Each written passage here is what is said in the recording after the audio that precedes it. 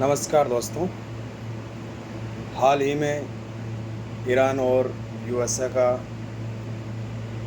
जो युद्ध चल रहा है उसमें किसका लॉस हो रहा है और किसका प्रॉफिट हो रहा है, इसके बारे में हम बात करेंगे और ये जानने की कोशिश करेंगे कि ये युद्ध कितना लंबा जा सकता है और हम सभी ह्यूमैनिटी के लिए ये कितना डेंजरस साबित हो सकता है।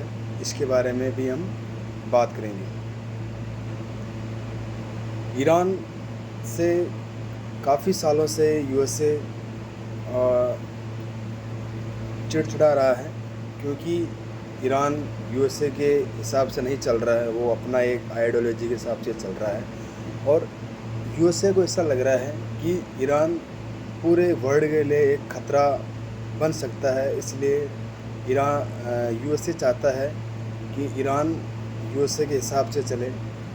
ईरान के जितने भी ऑयल रिजर्व है उन पे यूएसए का कंट्रोल हो, और जो ईरान की खुद की आर्मी है वो आर्मी ना रखे और ईरान को यूएसए आर्मी प्रोवाइड करवाए। लेकिन यहाँ पे ईरान इन सभी बातों को नकार रहा है और ईरान चाहता है कि वो एक इंडिपेंडेंट कंट्री है और वो स्वतंत्र रहना चाहता है, वो किसी के दबाव में नहीं आना चाहता है। इसीलिए ईरान अब पूरी तरीके से कमर कस ली है और ईरान अब शायद वर्ल्ड वॉर 3 को इनवाइट कर लिया है, क्योंकि जिस हिसाब से ईरान युद्ध लड़ रहा है ऐसा लग रहा है कि ईरान कभी भी हार नहीं मानेगा।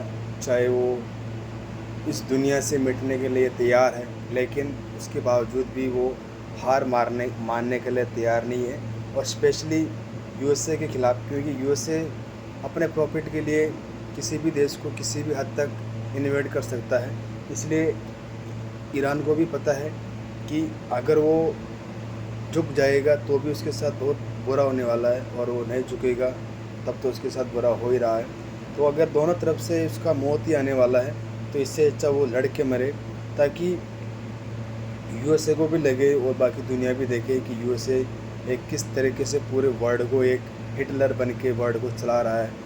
जब यूएसए के ख़िलाफ़ कोई जाता है तो वो सब कुछ रूल रेगुलेशन को भूल जाता है और वो अपने प्रॉफिट के लिए किसी भी हद तक, चाहे वहाँ पे कोई मासूम मरे, चाहे वहाँ पे कोई भी इंसान मरे, यूएसए को कुछ घंटा फ़र्क नहीं पड़ता। उसको सिर्फ़ और सिर्फ जीत चाहिए, उसके मकसद में कामयाब होना चाहिए। तो यहाँ पे देखा जाए तो आई थिंक मेरे हिसाब से जो मेन विलन है वो यूएसए है, क्योंकि हर इंसान को, हर देश को अपने हिसाब से जीने का अधिकार है।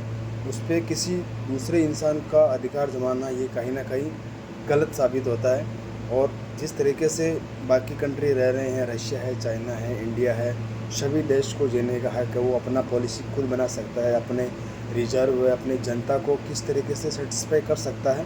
ये सारे के सारे जो तरीके हैं वो एक देश खुद बना सकता है। तो किसी देश का ये अधिकार नहीं है कि वो दूसरे देश की संस्कृति को, दूसरे देश के गवर्नमेंट को, दूसरे देश के रिजर्व्स को इस तरीके से इन्वेड करे कि वो उन पे एक धाक जमाना चाहता है। अपना जो यूएसए का आर्मी है या फिर यूएसए का जो एक वर्ल्ड को ऑपरेट करने का जो तरीका है उसको कायम रखना चाहता है। तो ये कहीं ना कहीं यूएसए की गलत मेंटलिटी है और इसी को ईरान बैकलेस कर रहा है, और शायद ईरान अपने कामों में अच्छा भी हो जाए, साबित हो जाए। तो इसके लिए पूरे वर्ल्ड को साथ आना चाहिए।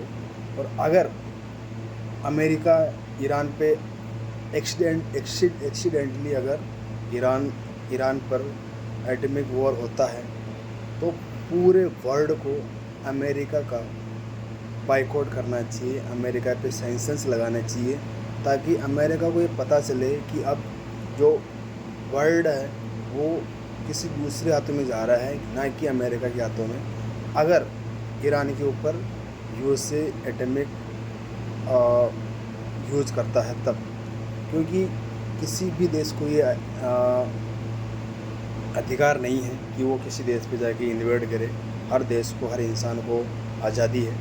तो इसलिए मेरा मानना है कि अगर यूएसए परमाणु बम ईरान पे डालता है तो पूरे वर्ल्ड को अमेरिका का बाइकआउट करना चाहिए, चाहे उसको कितनी भी फैसिलिटी मिल रही है। क्योंकि उस फैसिलिटी का क्या करना है जब अमेरिका अपने मतलब के लिए किसी देश पर एटॉमिक बम गिरा दे। कल के दिन अगर इंडिया भी इस तरीके से करेगा तो क्या अमेरिका इंडिया पर भी बम डाल देगा? ये सोचने वाली बात है, क्योंकि जब तक अमेरिका को अपनी औकात पता नहीं चलेगी तब तक वो इस तरीके से वर्ल्ड को कंट्रोल करता रहेगा और उसके हिसाब से चलाता रहेगा। इसलिए जितनी भी ईरान और यूएसए के वॉर में सिचुएशन क्रिएट हो रही है, इसके हिसाब से हर कंट्री को, पूरे वर्ल्ड को साथ में आना चाहिए और साथ देना चाहिए ईरान का। क्योंकि ईरान कुछ पॉइंटों में गलत हो सकता है लेकिन सारों में गलत नहीं है। जिस तरीके से अमेरिका उसको आइडेंटिफाई करके दिखा रहा है कि वो एक इस तरीके का देश है, तो वहाँ पर भी ह्यूमैनिटी रहती है, इंसान रहते हैं, तो शांति उनको भी पसंद है और उनको भी अच्छा जीवन जीना उनका राइट है। तो हम इस एक पर्सपेक्टिव से देखकर ईरान को विलन नहीं बना सकते और इसी तरीके से हमें, मेरे हिसाब से, ईरान का साथ देना चाहिए। क्योंकि यूएसए बहुत ही दोगला देश है, वो किसी भी हद तक जा सकता है। मिलते हैं अगले वीडियो के लिए। Thank you.